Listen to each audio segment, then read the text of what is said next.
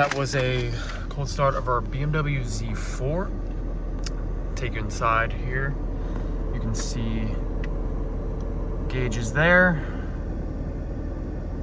Odometer. We're about to take it out for our auction photo shoot. Show you some of the climate controls here. We have everything up and running. Here, fan speed. 5-speed manual. Nice blue two-tone interior. We'll show you a lot more of this coming up soon, but everything